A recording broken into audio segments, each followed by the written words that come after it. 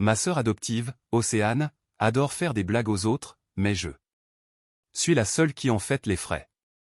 L'an dernier, elle et notre frère aîné, Thibaut, m'avaient enfermé dans une chambre froide.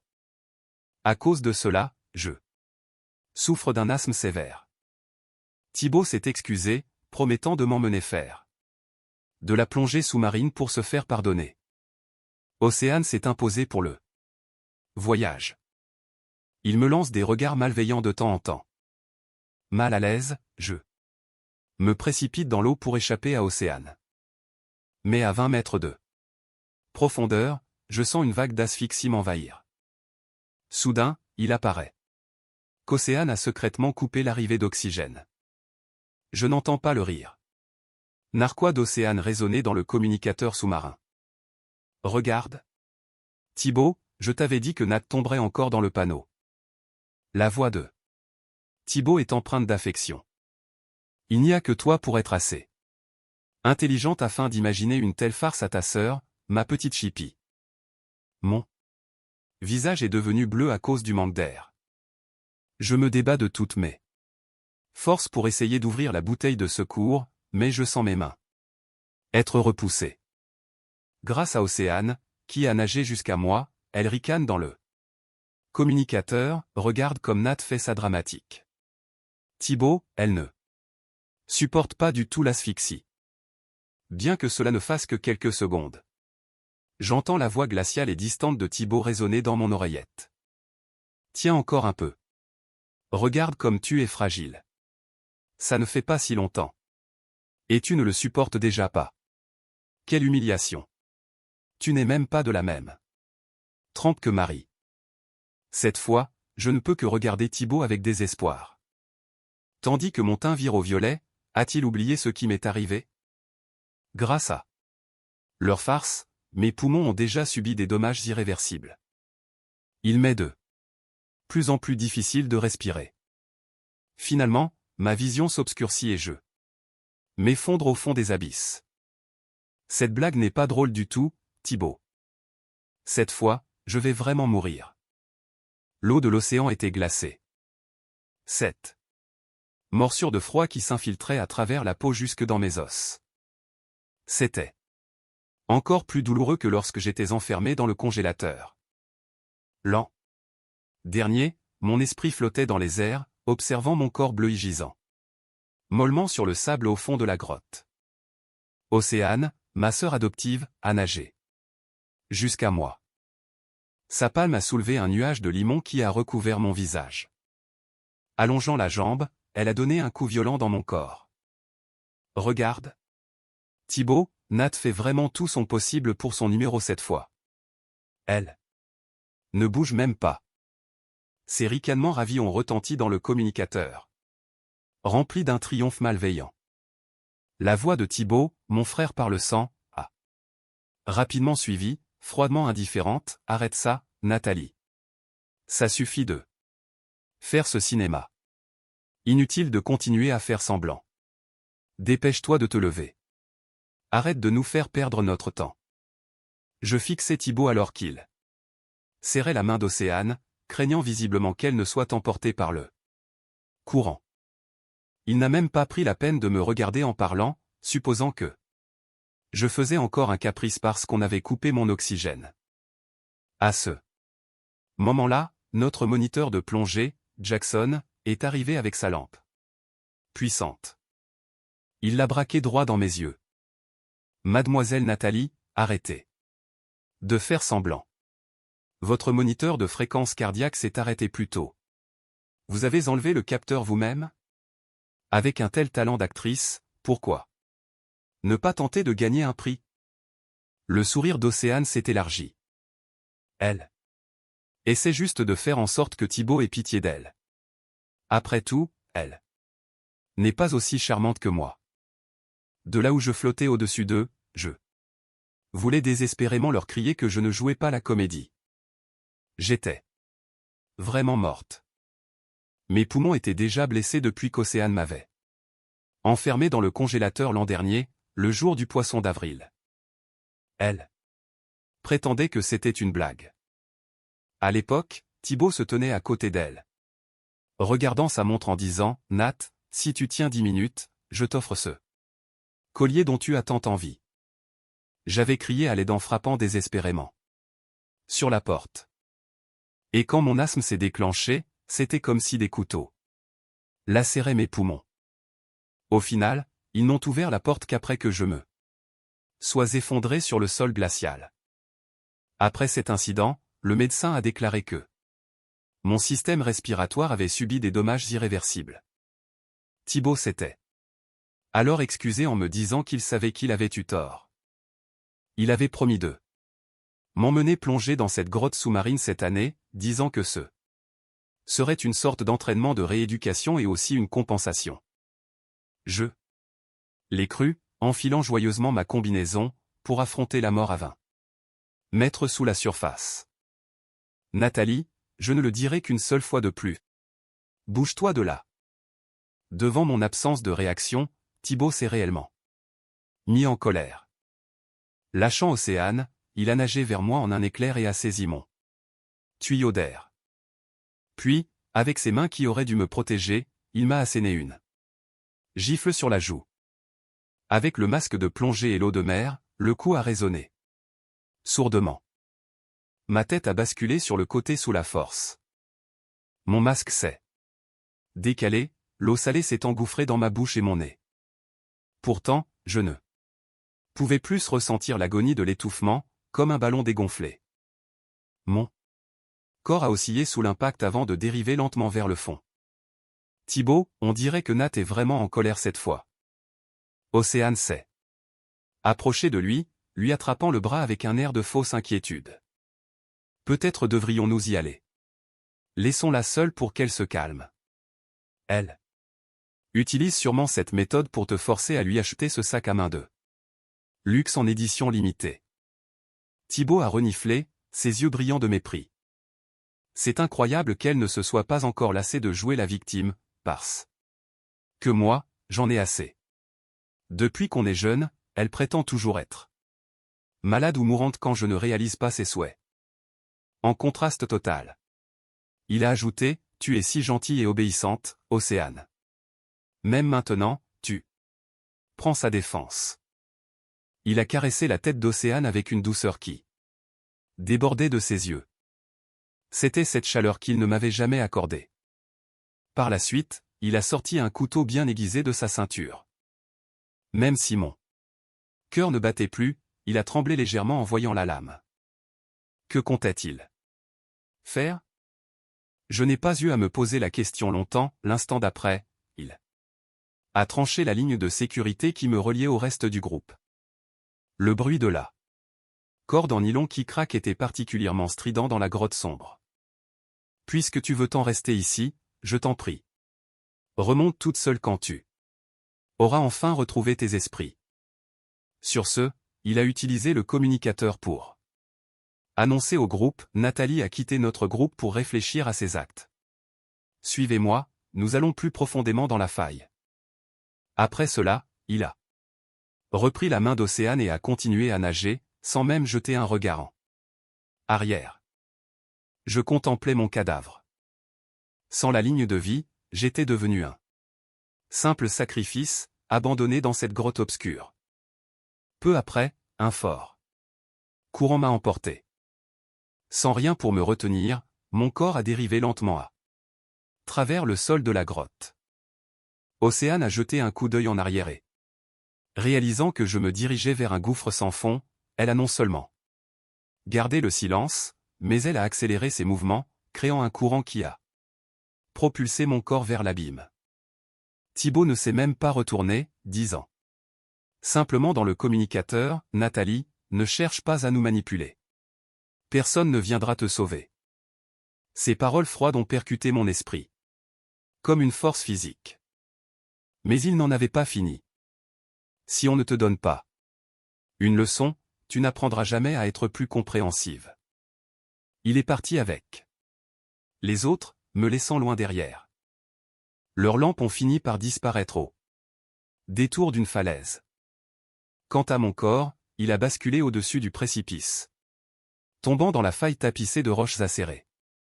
Ma combinaison s'est Déchiré, mon dos a heurté un rocher avec une force suffisante pour briser les côtes d'un vivant. Finalement, mon cadavre est resté coincé dans une crevasse étroite. Le sang s'écoulait, attirant des poissons. Ils tournaient autour d'eux. Moi, donnant quelques coups de dents hésitants sur mes plaies. Je voyais tout. Cela. Ce désespoir total était encore plus insupportable que l'asphyxie. À cet instant, mon esprit a été ramené près de Thibaut, et j'ai pu le voir aider précautionneusement Océane à ajuster son régulateur. Ses mains, qui m'avaient aidé à faire mes premiers pas, me considéraient désormais comme un simple fardeau. Thibaut, est-ce qu'on peut vraiment laisser Nat là-bas, a demandé Océane. Et si le courant est trop fort? Thibaut a laissé échapper un rire froid. Une gâtée comme elle tient à sa vie plus que tout. Je parie qu'elle a déjà utilisé son oxygène de secours pour remonter sur le yacht et qu'elle déguste un steak. Elle veut juste qu'on revienne pour prouver son importance. Jackson, le moniteur, a renchéri servilement, monsieur a raison. Son attitude gâtée est le résultat de trop d'indulgence. Elle ne vous arrive pas à la cheville, mademoiselle Océane. Vous êtes compréhensive et robuste. Thibaut était plus que satisfait de ses compliments. Nathalie ne peut même pas espérer se comparer à Océane. Elle n'est qu'une honte pour notre famille. Ils ont continué d'avancer, totalement inconscients que mon corps était dévoré par les poissons dans la faille sombre. Les courants de la grotte sont devenus soudainement agités, signe de la marée montante. Monsieur, il est temps de rentrer, a dit Jackson gravement. Thibaut a hoché la tête, jetant un dernier regard vers l'endroit où il m'avait laissé. À part un peu de limon, il n'y avait rien. Une pointe de frustration a traversé son regard, vite remplacée par la rage. Qu'est-ce que je disais? Elle est sûrement partie depuis longtemps. Venez, retournons au yacht pour régler nos comptes. Cette fois, je ne la laisserai pas rentrer tant qu'elle ne se sera pas agenouillée devant Océane. Le soleil était aveuglant. L'équipe de plongée est remontée sur le yacht. La première chose que Thibaut a faite fut de chercher des signes de ma présence. Son expression s'est assombrie. Où est Nathalie? A-t-il demandé à un membre de l'équipage. Monsieur, mademoiselle Nathalie n'est pas revenue. Nous n'avons vu personne remonter. Les doigts de Thibaut se sont crispés en poing. C'est impossible. Avec son tempérament, elle serait revenue se plaindre de la moindre contrariété. À cet instant, Océane est arrivée en s'essuyant les cheveux. Thibaut, elle doit se cacher sur le pont inférieur, en train de jouer à cache-cache. Elle espère sûrement que tu iras la chercher pour qu'elle puisse pleurer un bon coup et se faire cajoler. Cela a semblé logique à Thibaut, qui a ricané. Elle se cache, hein? Très bien, voyons combien de temps elle peut tenir. Il a appelé le capitaine et a ordonné d'une voix glaciale, verrouiller toutes les portes des cabines. Couper la climatisation centrale du pont inférieur. Personne n'a le droit de lui apporter ne serait-ce qu'une goutte d'eau. Océane lui a offert une tasse de café chaud avec un sourire doux. Thibaut, ne sois plus en colère. Nat a un tempérament difficile, mais c'est normal, c'est l'héritière légitime de la famille. 7. Remarque visait précisément à provoquer son ressentiment. Bien que la famille soit puissante, Thibaut avait une personnalité arrogante et détestait qu'on utilise son statut pour le dominer, même s'il s'agissait de sa propre sœur. Thibaut a accepté le café, un regard vicieux dans les yeux. Pour moi, elle ne vaut même pas l'ongle de ton petit doigt. Puis, il est allé à la passerelle et a utilisé le système de diffusion du yacht. Nathalie, je sais que tu es sur le bateau. Écoute bien. Je n'ai pas le temps pour ces jeux d'enfants. Ramène-toi sur le pont immédiatement et excuse-toi auprès d'Océane à genoux pour ton égoïsme. Si tu veux toujours revenir à la maison, c'est ta seule chance. Je compte jusqu'à 3. Ces mots ont résonné sur l'océan, effrayant une volée de mouettes. Pourtant, seule la claque des vagues contre la coque lui a répondu. Ah. Cours de patience, Thibaut a jeté le téléphone. Très bien, tu as du cran. Ah. Ce moment, un nuage noir a traversé le ciel et les vagues se sont déchaînées. Jackson s'est approché avec une expression inquiète. Monsieur, une tempête arrive. Il est trop dangereux de rester ici. Thibaut a serré les dents. Très bien, nous rentrons immédiatement. Le capitaine a mis les gaz, le yacht fendant les vents hurlants. La mer était agitée, mais Thibaut est resté à l'avant, immobile, même sous la pluie. Soudain, une forme sombre a émergé du brouillard, un patrouilleur des gardes-côtes, gyrophare bleu et rouge. Allumé. Yacht devant, coupez vos moteurs et préparez-vous pour une inspection immédiate. La voix tonitruante du mégaphone a percé le vent. Thibaut, les doigts crispés sur la rambarde, fronçait les sourcils. Pour lui, ce n'était qu'un retard irritant. Que signifie ceci, a-t-il grommelé. Il s'est tourné vers Jackson, va leur dire qui nous sommes. Mais Jackson n'a pas bougé. Ses yeux étaient fixés sur le navire imposant qui s'approchait. Le faisceau lumineux du patrouilleur a balayé notre pont, jetant des ombres sinistres sur Thibaut et Océane. Je flottais au-dessus d'eux, spectatrice silencieuse. J'ai vu Océane se cacher derrière Thibaut, ses mains crispées sur son bras.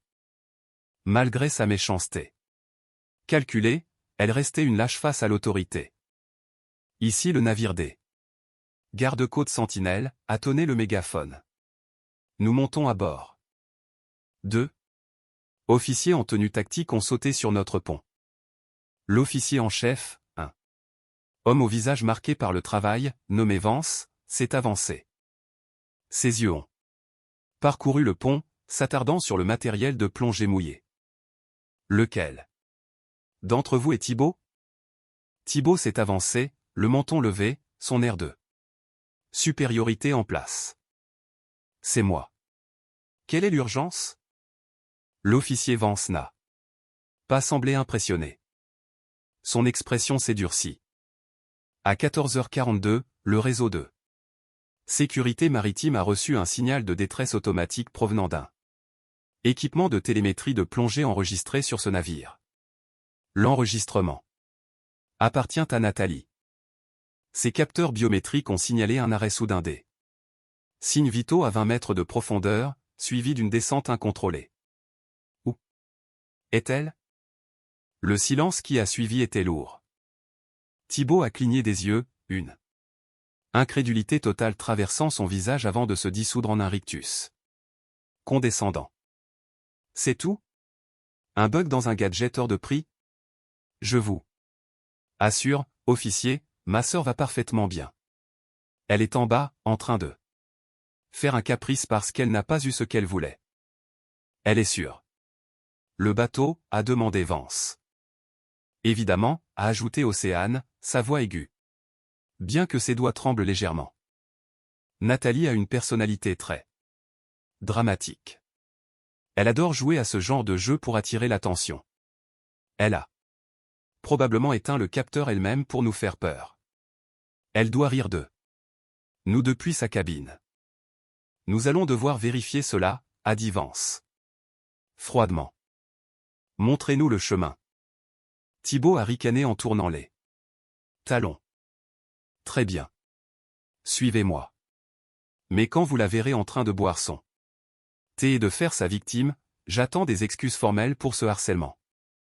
Je les ai suivis dans le pont inférieur.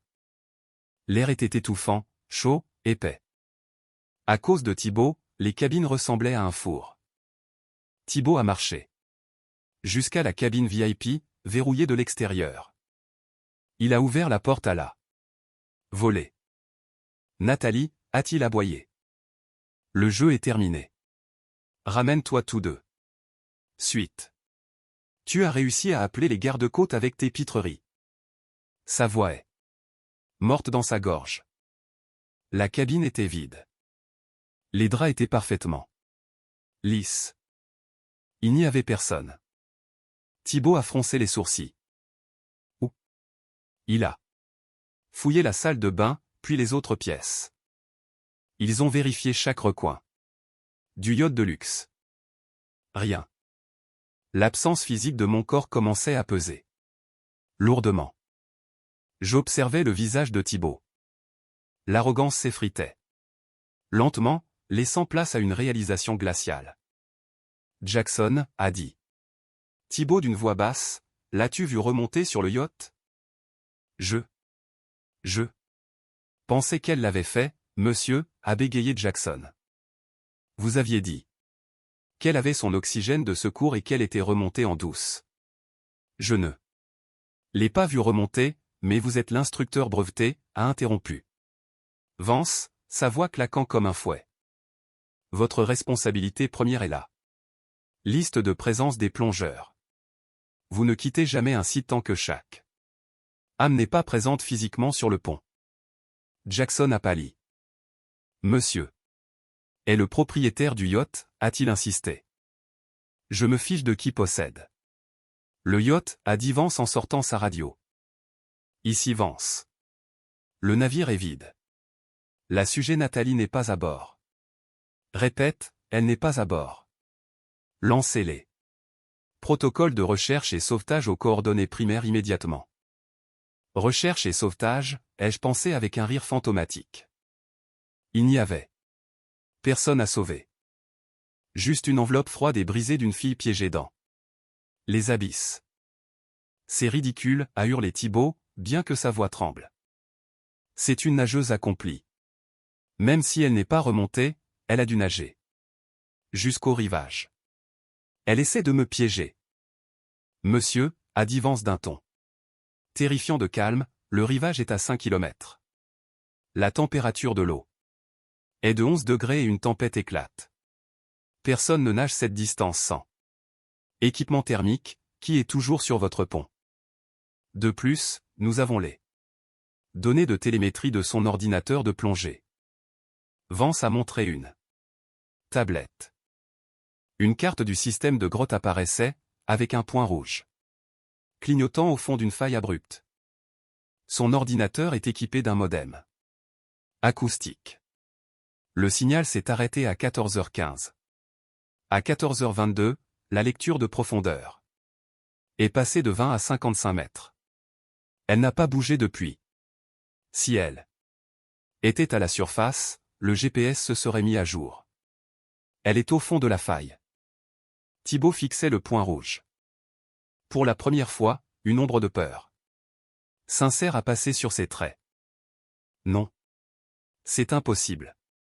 Elle jouait la comédie. Je l'ai vue. Elle retenait simplement son souffle. Vous l'avez vue étouffer. La voix de Vance était létale. Non. Je veux dire. Thibaut a regardé frénétiquement Océane. Marie, dis-lui qu'elle allait bien. N'est-ce pas? Les yeux d'Océane ont balayé la cabine. Son personnage de sœur douce et innocente commençait à se fissurer. Je ne sais pas, Thibaut. Je pensais aussi qu'elle jouait. Elle avait l'air si dramatique. Mais, c'est toi qui as coupé sa ligne de sécurité. Je t'avais dit de vérifier, mais tu étais si en colère. Thibaut a écarquillé les yeux, trahi. Quoi? C'est toi qui as dit qu'elle essayait de me forcer à lui acheter un sac à main. C'est toi qui as dit qu'on devait la laisser seule. Je ne faisais que supposer. A crié Océane, des larmes de crocodile aux yeux. Mais tu es son frère aîné. Tu aurais dû savoir. Pourquoi as-tu coupé sa ligne, Thibaut? Pourquoi? Je les regardais s'entre-déchirer, une satisfaction sombre s'épanouissant en moi. C'était ça, le lien dont il se vantait.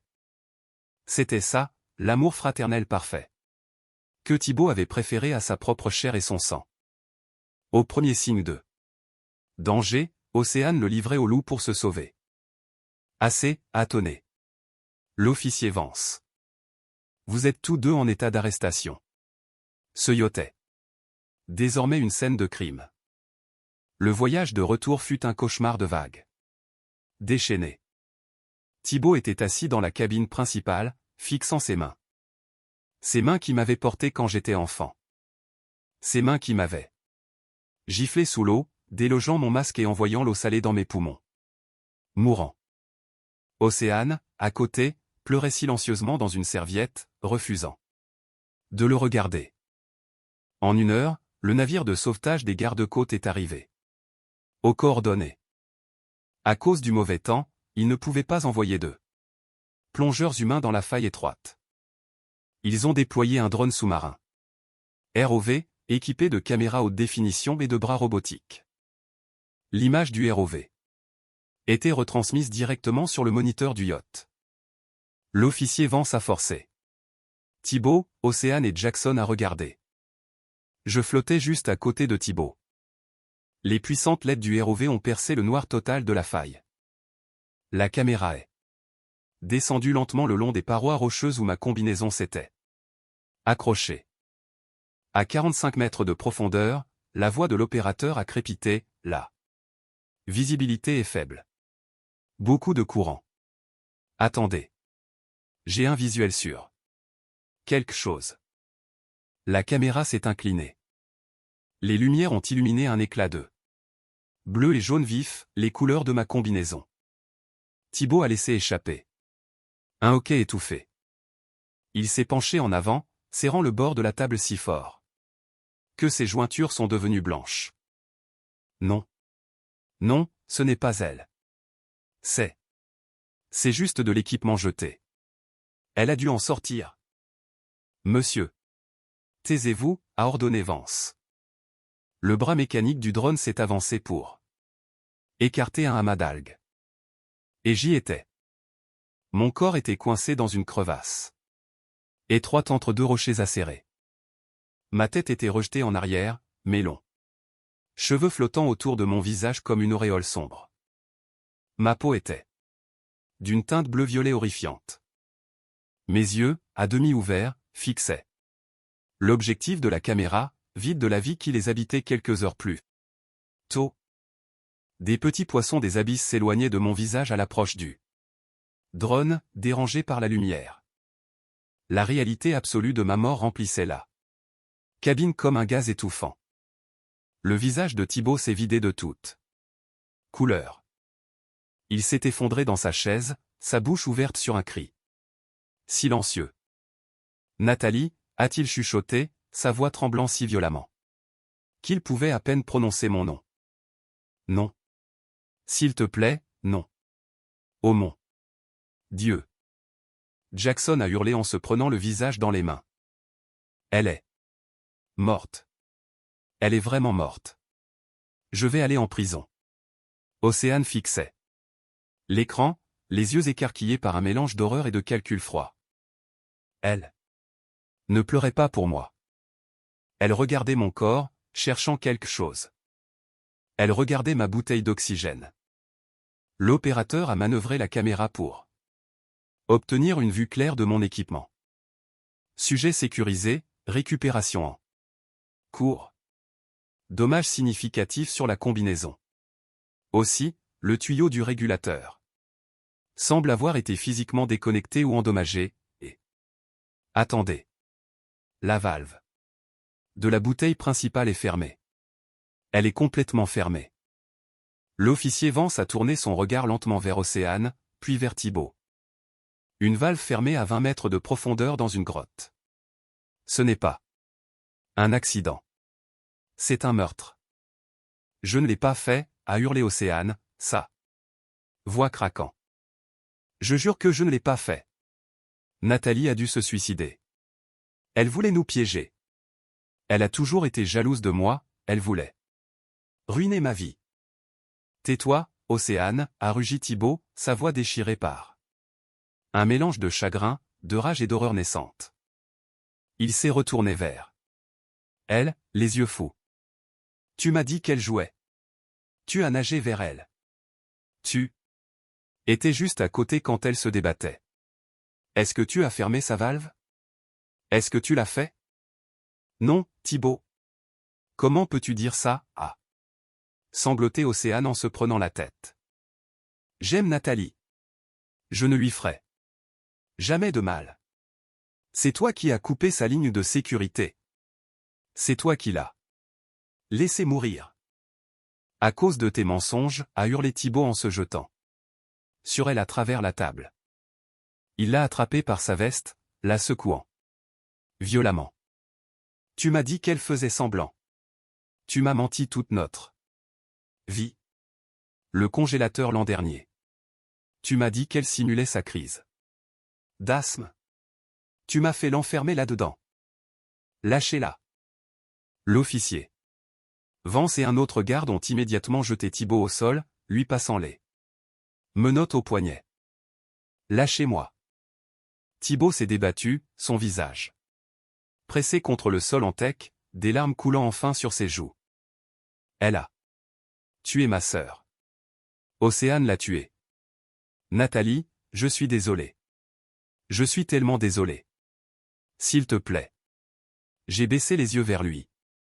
Ses excuses étaient bruyantes. Désespérées et totalement inutiles. Pensait-il que quelques larmes pouvaient effacer les minutes agonisantes que j'ai passées à suffoquer dans le noir? Pensait-il que ses regrets pouvaient réparer mes poumons effondrés ou insuffler la vie à mon cadavre froid et gonflé? Il est trop tard, Thibaut, ai-je pensé. Tu ne m'as pas cru quand je criais à l'aide. Ne t'attends pas à ce que je t'entende maintenant. La récupération de mon corps a pris encore 1 heure. Quand ils ont enfin hissé mon cadavre sur le pont, la pluie tombait en rideau, lavant le sel et le limon de mon visage. Le médecin légiste a commencé un examen préliminaire. Je me tenais à côté d'eux, observant ma coquille physique. C'était étrange de me voir de l'extérieur. Si petite, si fragile, si totalement brisée. Contusion sévère sur la joue gauche, a noté le médecin, sa voix platée. Professionnel. Traumatisme contondant compatible avec un coup violent. Apparu post-mortem ou très près de la mort, car il y a un gonflement localisé. Minimal mais une décoloration significative. Thibaut, menotté à proximité, a tressailli comme s'il avait été frappé. Il savait exactement ce qu'était cette ecchymose. C'était la gifle qu'il m'avait assénée pour me réveiller de mon jeu. La bouteille d'oxygène est pleine, a continué le médecin, vérifiant mon équipement, mais la valve est complètement fermée. Il y a aussi des marques d'outils distincts et des rayures sur le bouton de la valve. Et attendez. Le médecin a utilisé une pince pour soulever un petit fragment déchiré du bord de la valve. C'est un fragment d'un gant de plongée en néoprène rose. Mais yeux ont dérivé vers Océane. Elle était assise sous l'œil vigilant du garde. Tremblante. Elle portait sa combinaison personnalisée. Ses gants étaient roses. Vifs, et l'index gauche était déchiré. Non. Non, ça ne prouve rien, a murmuré Océane, sa voix perdant son énergie frénétique pour devenir creusée. Froide. J'ai essayé de l'aider. J'ai essayé de rallumer son oxygène. Mais elle se débattait tellement qu'elle a dû déchirer mon gant. Nous laisserons la police scientifique déterminer cela, a dit l'officier Vance. Il s'est tourné vers Jackson. Vous avez mentionné plus tôt que votre entreprise utilise le système Marine Comics. Les journaux audio. Où sont-ils stockés? Jackson, désespéré de se sauver, a pointé un doigt tremblant vers la console de communication du yacht. La station de base est juste là. Elle enregistre automatiquement toutes les transmissions audio des masques de plongée et les télécharge sur notre serveur cloud dès qu'il détecte une connexion réseau. Comme nous sommes de retour à portée des tours de terre, le téléchargement devrait être complet. Non, a crié Océane en se précipitant vers la console.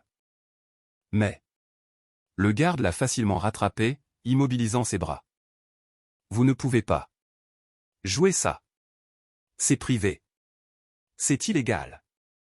C'est une preuve dans une enquête pour homicide, a dit Vance. Il s'est approché de la console et a appuyé sur Lecture. Le bourdonnement métallique de la cabine du yacht a été soudainement rempli par le son de l'eau, le sifflement rythmique des régulateurs de respiration, puis ma voix. Thibaut, aide-moi. Je ne peux pas respirer. La valve. Océane, s'il te plaît. Ma voix était serrée, fine et désespérée. Le son inimitable de quelqu'un subissant une crise d'asthme asphyxiante. Puis est venu le rire narquois, ravi et suffisant d'Océane. Regarde, Thibaut, je t'avais dit que Nat tomberait encore dans le panneau. La voix de Thibaut a suivi, chaleureuse et remplie d'affection. Il n'y a que toi pour être assez intelligente pour imaginer une telle farce, ma petite chipie. Thibaut, assis sur le sol, menotté, a laissé échapper un hurlement animal de douleur. Il a enfoui son visage dans ses genoux, mais l'enregistrement a continué. Impitoyablement, regarde comme Nat fait sa dramatique, Thibaut. Elle ne supporte pas l'asphyxie. Le bruit de ferraille contre métal, puis mon cri. Désespéré, non. Lâché. Le secours. Tiens encore un peu, a dit la voix enregistrée de Thibaut. Froide, glaciale et distante. Regarde comme tu es fragile. Ça ne fait pas si longtemps, et tu ne le supportes déjà pas. Quelle humiliation. Tu n'es même pas de la même trempe que Marie. L'enregistrement a capturé le bruit d'une lutte violente, le bruit sourd et humide de la gifle de Thibaut, l'arrivée soudaine de l'eau dans mon masque, et mon dernier souffle.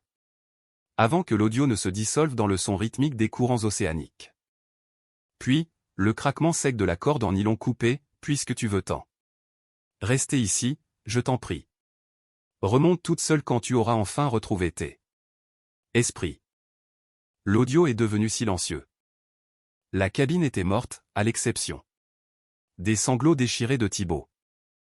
Il se balançait d'avant en arrière, le visage trempé de larmes et de sueur. Je l'ai tué, a-t-il chuchoté encore et encore. J'ai tué ma propre sœur. Je l'ai fait. Je l'ai écouté. Je l'ai fait. Monsieur, mademoiselle, a dit l'officier Vance, sa voix dure comme l'acier. Vous êtes tous deux en état d'arrestation pour le meurtre de Nathalie. Tout ce que vous direz pourra et sera utilisé contre vous. Alors que les gardes les emmenaient, la porte de la cabine a été ouverte par le vent, et le cauchemar ne faisait que commencer pour eux. La nouvelle de la tragédie de la famille a éclaté le lendemain matin, envoyant des ondes de choc à travers l'élite. La famille était riche, ancienne et incroyablement puissante. La mort soudaine de l'unique héritière légitime, Nathalie, dans de telles circonstances, était un scandale d'une ampleur sans précédent. Mais lorsque les détails de l'enquête ont fuité dans la presse, le chagrin public s'est transformé en fureur absolue. L'enregistrement audio a été leaké, certains disant par un employé mécontent de Jackson, d'autres suspectant un officier des gardes-côtes. En quelques heures, l'audio avait été écouté des millions de fois sur les réseaux sociaux. La cruauté de Thibaut et d'Océane, contrastait avec mes appels désespérés, les a dépeints comme des monstres absolus. Le public réclamait justice. Nos parents, qui étaient en voyage d'affaires en Europe, sont rentrés en toute hâte, mais ils ne sont pas venus pour sauver Thibaut ou Océane. Mon père, un homme d'un immense orgueil et de principes rigides, était dévasté par la perte de sa seule fille biologique, la véritable héritière de l'héritage familial. Lorsqu'il a écouté l'enregistrement, il a fait une légère crise cardiaque. À son rétablissement, sa première action fut d'engager les procureurs les plus impitoyables de l'État. Il a déshérité Thibaut, coupé tout financement juridique et renié publiquement Océane. Ce ne sont pas mes enfants, a déclaré mon père lors d'une conférence de presse télévisée, sa voix tremblant de fureur. Ce sont des monstres qui m'ont pris ma fille. Je dépenserai chaque centime de la fortune familiale pour m'assurer qu'ils ne revoient jamais la Lumière du jour. Le procès fut rapide et brutal. J'y assistais chaque jour. Flottant invisiblement dans le coin de la salle d'audience. Thibaut ressemblait au fantôme de lui-même. Ses costumes coûteux pendaient sur sa carcasse émaciée. Il ne regardait ni les caméras, ni le public. Il restait tête baissée, le poids de sa culpabilité l'écrasant visiblement. Océane, quant à elle, a essayé de jouer la victime jusqu'à la fin. Elle portait une robe simple et conservatrice. Gardait ses cheveux en une queue de cheval soignée et pleurait constamment, essayant d'éveiller la sympathie du jury. Mais l'épreuve était accablante. Le ministère public a présenté le fragment de gant en néoprène avec son ADN retrouvé dans ma valve. Ils ont présenté les journaux de plongée, les données de télémétrie montrant le moment exact où mon cœur s'est arrêté, et surtout, l'enregistrement audio. Lorsque l'audio a été diffusé dans la salle d'audience, plusieurs membres du jury ont pleuré ouvertement. Thibaut s'est bouché les oreilles, sanglotant hystériquement, tandis que son avocat regardait la table, sachant qu'il n'y avait aucun espoir. Même Jackson a témoigné contre eux pour éviter une peine pour homicide involontaire. Le dernier jour du procès, le jury a délibéré en moins de 2 heures. Sur l'accusation de meurtre au premier degré, nous trouvons la défenderesse, Océane, coupable.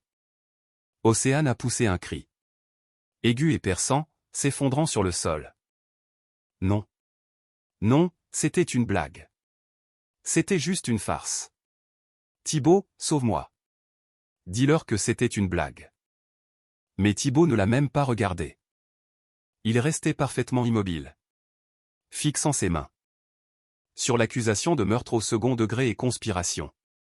Nous trouvons le défendeur, Thibaut, coupable. Un soupir de soulagement collectif a balayé la salle. La juge, une femme sévère sans patience pour les accusés fortunés, les a regardés avec un dédain absolu. Océane, vous avez fait preuve d'une méchanceté et d'une cruauté calculée qui sont franchement terrifiantes chez une personne si jeune. Vous avez pris la vie d'une sœur qui vous avez accueillie chez elle, et vous l'avez fait avec le sourire. Je vous condamne à la réclusion à perpétuité sans possibilité de libération conditionnelle. La juge a tourné son regard froid vers mon frère. Thibaut, la sécurité de votre sœur cadette vous était confiée. Au lieu de cela, vous êtes laissé manipuler pour devenir son bourreau. Votre arrogance et votre mépris total pour sa vie sont abominables. Je vous condamne à 35 ans de prison. Alors que les gardes s'avançaient pour les emmener, Océane a commencé à hurler, se débattant contre ses menottes, son visage magnifique déformé par une rage pure et laide. Je vous hais. Je vous hais tous. Nathalie méritait ça. Elle était toujours meilleure que moi. Elle avait tout et je n'avais rien. Je suis contente qu'elle soit morte. Je suis contente qu'elle ait étouffé. Son vrai visage était enfin révélé au monde. Thibaut a levé les yeux vers elle. Une réalisation profonde et écœurante sur son visage. Il a regardé la fille qu'il avait protégée, la fille qu'il avait chérie plus que moi, et a vu le monstre qu'elle était réellement. Il est tombé à genoux, se tenant la poitrine, pleurant alors que les gardes l'entraînaient hors de la salle. J'ai flotté depuis le plafond, m'arrêtant juste devant lui alors qu'il passait. Tu vois. Thibaut, ai-je murmuré, bien qu'il ne puisse pas m'entendre. Cette blague n'était pas drôle du tout. Mais au moins, maintenant, le jeu est enfin terminé. Avec la conclusion du procès, une paix étrange et calme a commencé à m'envahir. Mon esprit se sentait plus léger, n'étant plus lié aux profondeurs froides et sombres de l'océan ou au poids étouffant de ma trahison. J'ai jeté un dernier regard à la salle d'audience, à mes parents en larmes, et aux chaises vides où mes bourreaux s'étaient assis. Je me suis détourné, entrant dans la lumière chaude et brillante qui m'attendait, laissant derrière moi les profondeurs sombres et froides pour toujours.